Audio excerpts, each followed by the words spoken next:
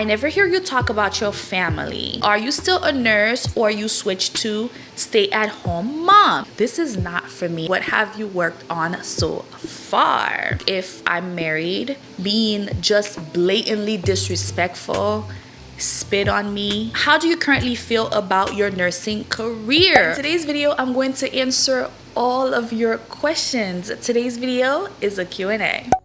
Hi guys, welcome back to my channel. Welcome if you're new here. My name is Diaphnie, and on this channel we focus on fashion, styling, lifestyle, a little bit of vlogs, beauty. If you like these types of content, definitely stick around, watch a little more, and if you enjoy the content, subscribe and become part of the family. I am super excited. Okay, I wanted to give you a little vibe, like on the couch with a little bit of wine, but somebody finished my wine. Okay, so I just have water. Grab whatever you have. If you have a cocktail, wine, get comfortable and let's get into it. I grouped them by categories of what the questions were. I definitely screenshot everything, but I'll just write it on the screen so it can be easier for you guys to keep up. I feel like this might be a longer video than I think. I do have a nice variety of questions from style to nursing, mommyhood. So the first question is, what are your New Year resolutions and what have you worked on so far? My New Year resolution was to be intentional and do things with purpose, also to get closer to God. And I feel like I am walking that path, right? So basically, I wake up every day and I try to be intentional. You know, it's not perfect. Of course, some days I'm not intentional about anything, you know what I mean? But for the most part, I try to be intentional, and I've prayed to God to lead my content, lead my life, or, you know, anything that can inspire someone with purpose.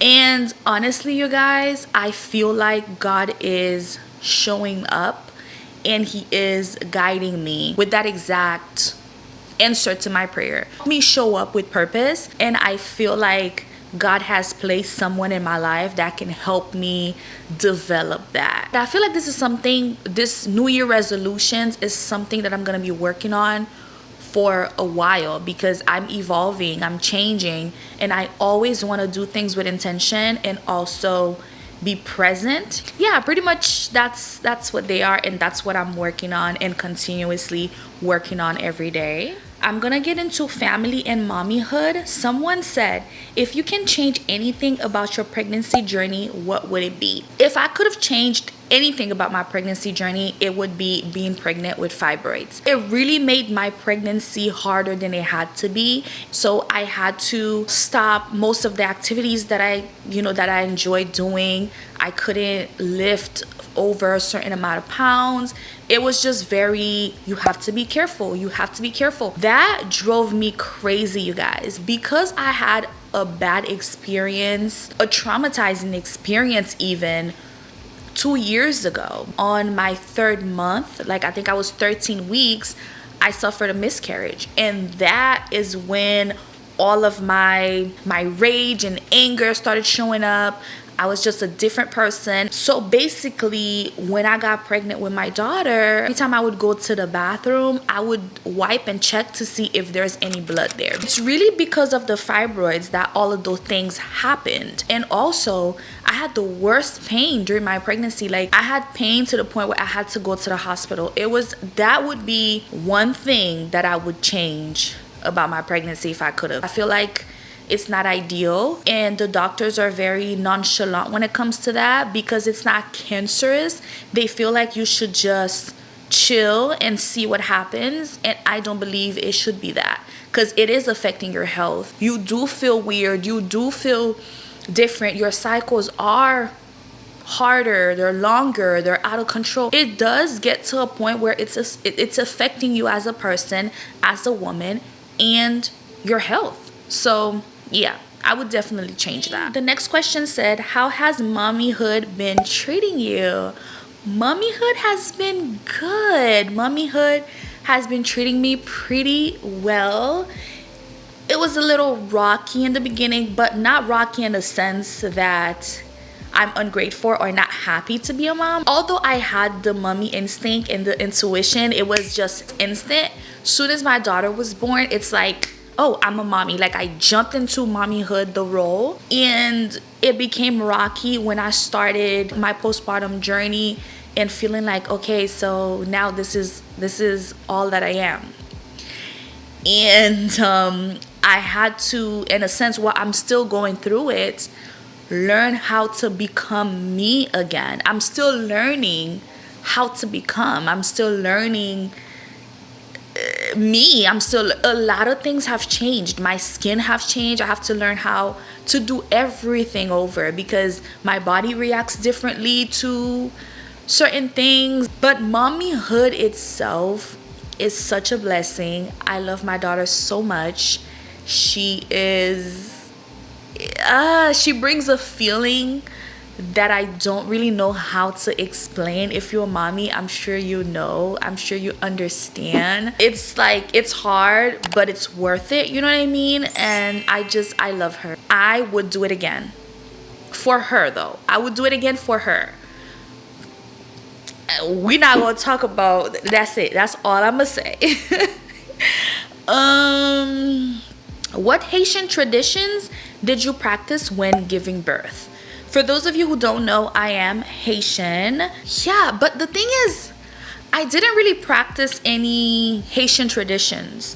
And the reason why I feel is because my mom doesn't live with me, so no one was here to reinforce Haitian traditions. So all I did was follow doctor's orders. I stayed off my feet. We prayed a lot. And when I say we prayed a lot, I'm Catholic, so I'm talking about like the rosary. We're doing a lot of psalms, and so we did that, but that's it. Like, I didn't do anything else. I think my phone, I thought my phone was dead. What would you say is the best and worst thing about marriage? What I think is the best or worst thing about marriage, I would say the best thing is just sharing your life with someone, building something, and trusting in them that this person has your back and this person has your heart, and vice versa. You know what I'm saying? You get to build a life.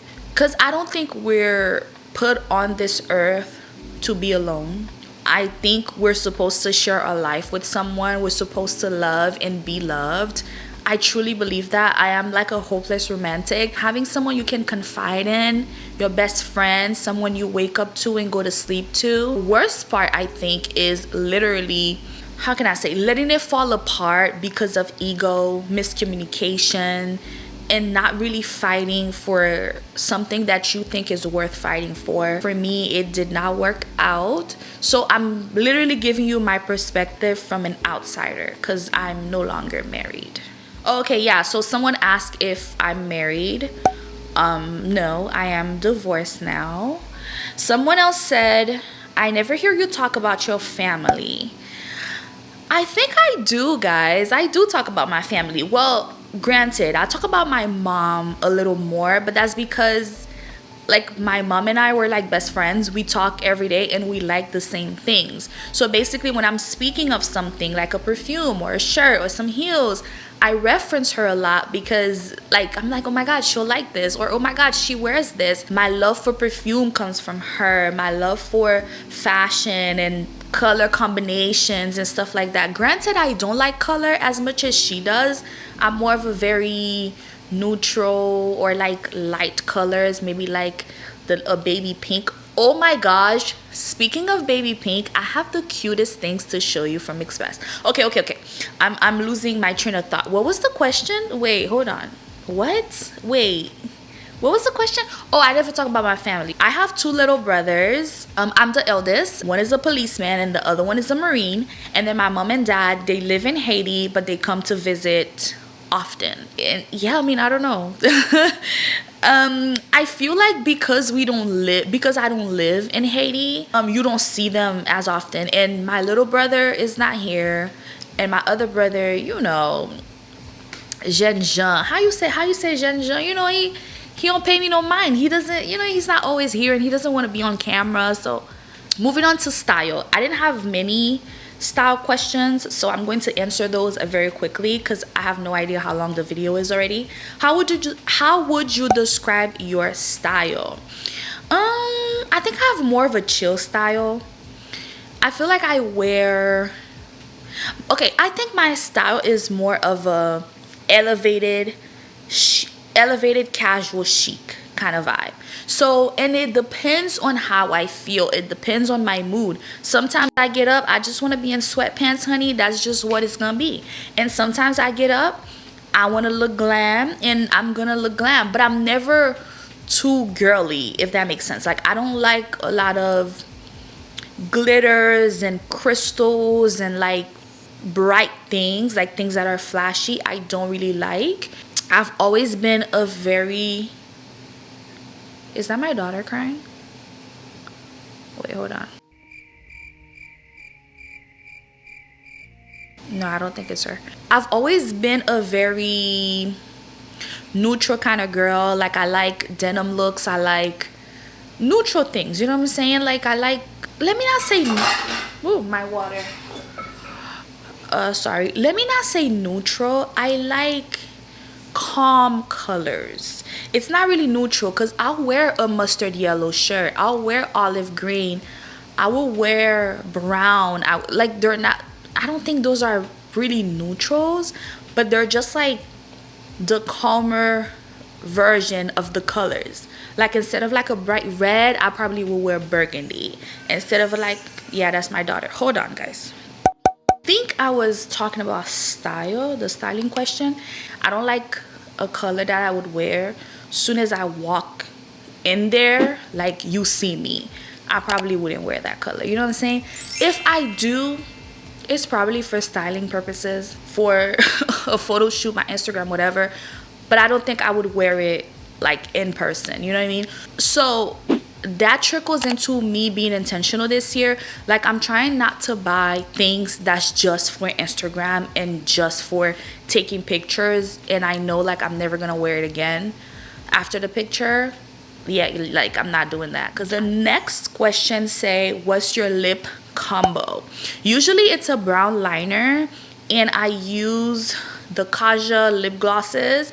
I think it's milk tea and what's the other one? I don't remember from top of my head, but I'll put it on. I think it's honey drizzle and milk tea. Either or sometimes both. Super easy. It keeps my lips moisturized and I love it. Okay, that's all the questions I had for style, mommyhood, family, and yeah. Now we have nursing questions. Let me tell you guys a little background about me being a nurse, okay? Let me start by saying I never really wanted to be a nurse, but coming from a Haitian background, it's either you know what you're gonna do, and it better be a nurse, a doctor, a lawyer, or an engineer. Whatever, anything else is not a career for them. Okay, so when I went to college to do my prerequisites for nursing, I actually failed all my science classes. I'm talking about anatomy, I'm talking about 1 and 2, I'm talking about microbiology and chemistry. Excuse me, I was like, I don't like this. I'm not doing it. They're like, excuse me? But you are though. But you are gonna do it. The question that really messed me up is, so what do you want to do? And I'm like, I don't know. Now, keep in mind, guys, I'm like 19, 20 years old, fresh out of high school. Now I have a car. I want to go to work so I can go shopping. Like, I don't want to do nursing, okay? That's not what I like. So what do you like? I don't know yet, but let me live. They're like, no, you're going to be a nurse, and that's that. So that's how I actually became a nurse. I did my LPN first. That was my route. I would actually recommend that someone do that. If you know what I mean? Instead of going straight into your RN, do your LPN, because it takes about a year, 14 months tops for you to get hands-on experience on what is it like to be a nurse. You know what I mean? It was very, oh my God, yeah, I can do this. I like it. But then when I actually became an RN and I worked in a hospital, I was like, yeah, this is not for me. I've had patients being just blatantly disrespectful, spit on me. spit on me and tell me it doesn't matter what you do, even if you go to the lawyer or you go to court, you're not gonna win because you're black. Oh yeah, I've had family members call and cuss me out. It's a little much. But okay, let me answer your questions because I'm not trying to discourage you to be a nurse. This was just a little story about me being a nurse.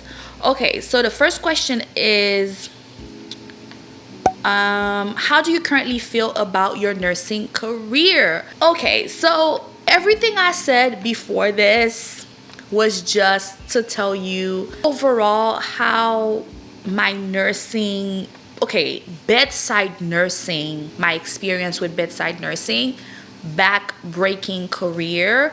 I do not recommend you go into nursing solely wanting to be a bedside nurse. But let me answer your question. I am actually very proud of where I am today. 10 years in the game, I feel like I've dibbled and dabbled in enough to understand my style and understand what I like and which direction that I should take my career next. I did do 1 year in the hospital. I worked med-surg tele. So basically, I was taking care of all kinds of patients. It didn't matter. Like, whatever you had, you came on my floor first. You know what I mean? Like, I saw it all. Wounds and trachs. I don't do that, okay? I don't do wounds. I don't do trachs.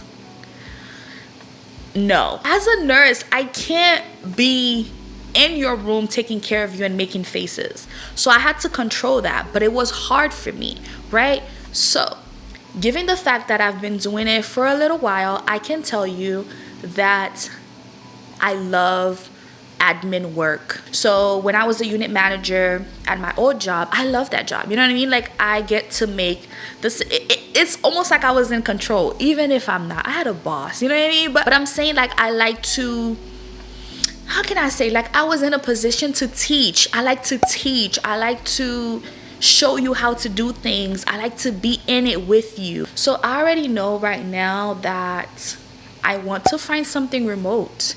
Especially, I think it would be beneficial for me as a new mom to kind of see my daughter grow. I don't want to work those crazy hours, not seeing her when she goes to sleep, leaving when she's sleeping. When I come back home, she's still sleeping. I don't want to do that. So I'm trying to find something remote, and eventually I'm going to transition into my master's in informatics. So basically, that's how I feel about it. Like, I'm pretty proud about it, but I'm going to steer the wheel in a different direction and leave bedside altogether. Now, I think I'm getting into nursing school questions. So someone say how to prioritize time studying and working. So let me be honest, let me be frank, guys. If you are going to nursing school, now I'm not talking about prerequisites. Now, the prerequisites you can kind of play around with. You take this class here, this class there, whatever. I'm talking about actually get admitted into a school. You are now in nursing school.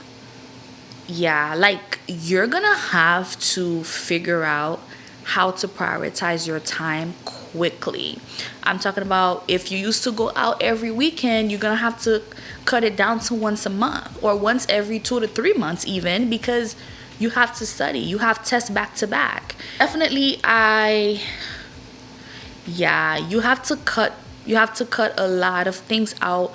Maybe when you're working, you find time to study a little bit during your break. Had to cut out going out to like really, really study.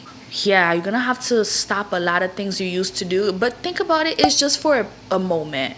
It's just a sacrifice for a moment. It's not forever. You know what I'm saying? If you can't cook 5 times a week, maybe you can cook twice a week. Your family gonna have to be your backbone. Your family gonna have to be very supportive. If you can't come home to cook because you're in the library, studying, then maybe hubby gonna have to cook. How to prepare for the NCLEX while in nursing school? That's a great question. I actually think the best way to prepare is to start doing the questions early. So when you are studying on a disease, so make sure you know the patho, make sure you know the medications and how they work and why they give these medications, what counteract with that medication that they're giving, what are the side effects, what do you do for the side effects. Make sure you know all these things so you can know what is true and what is false about that disease. I feel like that's the best way to study for NCLEX, especially now I heard that NCLEX is going to change its style of testing into case studies. So basically they're going to give you a case study. They're going to say Mr. X came into the emergency room at this time with these set of symptoms, and these are the vitals, you know what I mean? So what would you do? So basically you have to know, okay, this and this and that, okay, maybe he's dehydrated, you know what I'm saying? Like, you have to know the patho of whatever you're studying, and I feel like that's the best way to prepare for NCLEX. Also, I did the Mark Klimic tapes. I don't know if you ever heard of them. I did the Mark Klimic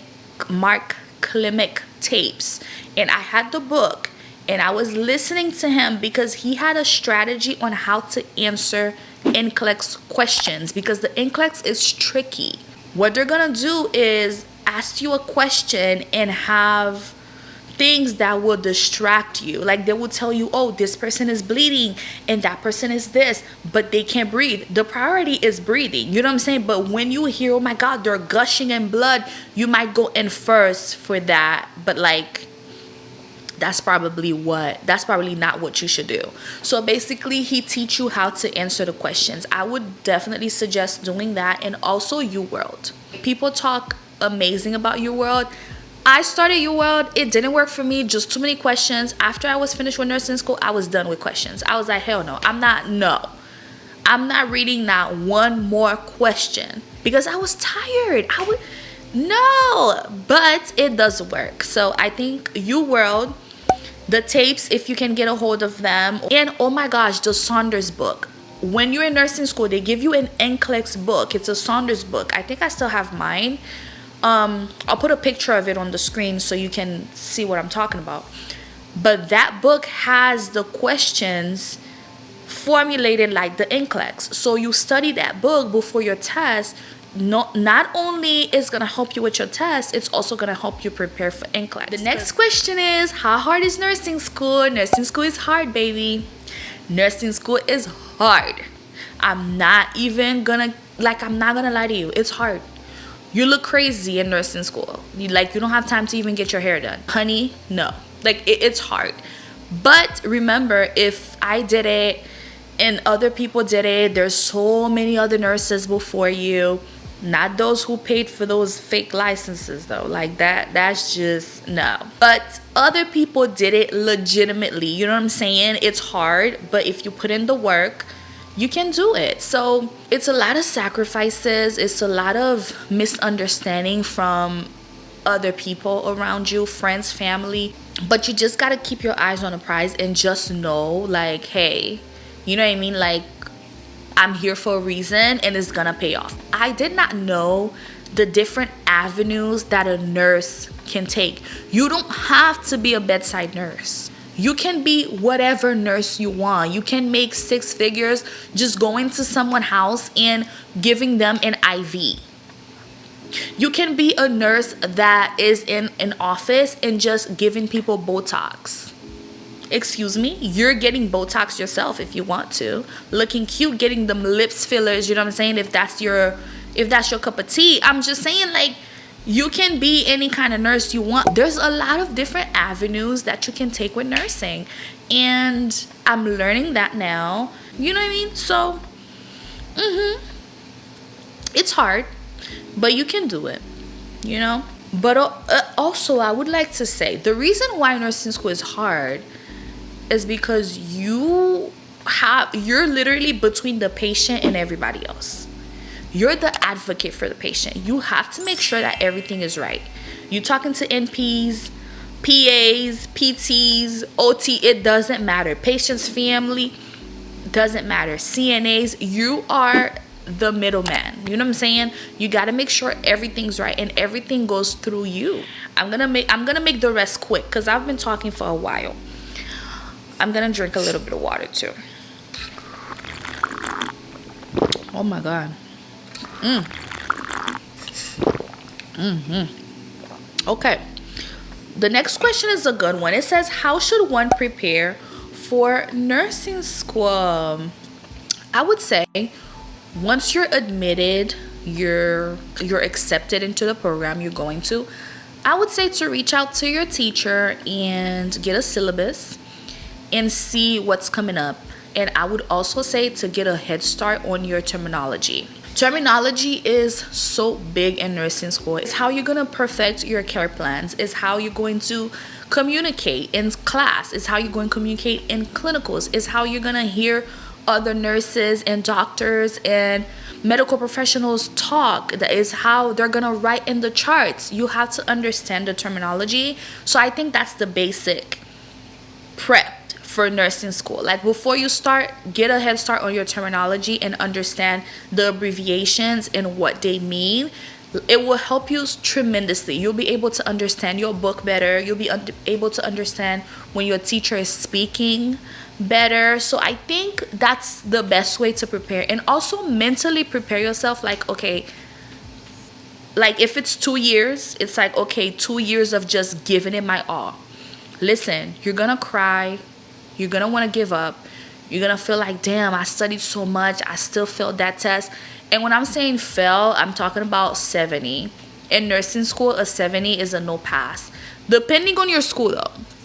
My school, a 70 is a no pass, baby. Like, no. The school I went to, that's a no pass. So imagine you studied very hard and you have responsibilities and you have kids and you have a husband and you have all these things, and then you studied so hard and then you still didn't pass. You know what I'm saying? So it's gonna take a toll on you. You're gonna cry, but the good thing is you're not gonna be alone in it. You're gonna have other people in it with you. So just hang in there. But I would say to start, definitely hit up your terminology, and yeah, that would be like a great start. The do's and don'ts in nursing school. I really want to say the do's. Let me think about the do's. I can't really think from the top of my head. I would say the number one do for me is to go in with an open mind, right? Go in nursing school with an open mind. Don't try to seclude yourself. Make friends. Make good friends. And also find a study group that is serious. You know what I'm saying? Because some people say they're like in a study group, but they're not serious. They're like eating popcorn, watching you on Netflix. No. Find a study group that is serious. I think that's a definitely do. And also follow protocol. Do not think you can do whatever you want. No. Like, if clinicals is at 6:30, they want you in the lobby at 6:20. If you waltz in at 6:25, oh, you're going home, baby. And if you do that twice for that period, oh yeah, you're gonna repeat the class. So you have to be very, very serious about that. So I feel like those are the do's. Like, follow protocol, listen to what they tell you because they're not playing games, okay? And make friends. Find a study group. And also start early. So what I used to do, after I take my notes and I go home, I revise that right away. Like, I don't wait a couple of days to study. I studied every day. So that's a major do. And I would say the don't is literally don't give up. Don't give up. It's gonna be hard, but you can do it. You know what I'm saying? Don't give up. I think that's the only don't that I can think about. Just don't give up. Let's see if I have any more questions, guys. Oh, someone said, are you still a nurse or you switched to stay-at-home mom? I am definitely still a nurse. I do plan on going back to work. Like I told you guys, I'm actually looking for a remote position or maybe hybrid because I think it would be good to get out the house every now and then. I am still a nurse. I am temporarily a stay-at-home mom because I wanted to stay with my daughter for a little longer than maternity leave in America would allow me to. Like, I'm sorry, but like what, 6 weeks? That's not enough for a woman to go back to work. I apologize, but whoever made that rule or whoever is like in charge of that, absolutely not. 6 weeks or whatever, 4 weeks, some people 2 weeks, they're back to work. That is not enough. Even if you push the baby, that is not enough time to go back to work. First of all, you're not like yourself at all. Okay, that's a topic for another day, okay? But yes, I am a stay-at-home mom temporarily, and I do plan on going back to work and also going back to school. Pray for me, guys. But I think that's it for the questions. I answered a lot of questions. This video is probably super long. But I enjoyed it, you guys. Actually, I wanted to give you guys a little vibe, you know, coziness on the couch, a little wine. But I look at my house and I'm like, there's no coziness here. We're moving and there's boxes everywhere. Okay, there's no couch. Somebody drank my wine. It wasn't given. But next time, I got y'all though. We'll see what you guys think. Definitely comment down below and let me know what you think of the video. If you enjoyed it, give me a thumbs up. Also, stick around to see more videos, you guys. I have amazing videos coming up. Also, my birthday is coming up very, very soon. I'm ready to celebrate because for the last 2 years, I did not celebrate. I was pregnant both years, okay? This year, honey, listen, we are celebrating. I don't know how yet, but I'm ready to celebrate. Maybe I'll have a couch by then and drink my little wine or whatever. Anyway, guys, I truly enjoyed this. I talked a lot. Okay? But I hope you enjoyed it too. Don't forget to like, comment, and subscribe, you guys. Thank you so much for watching. Thank you for hanging out with me. And I will see you in my next video. Bye.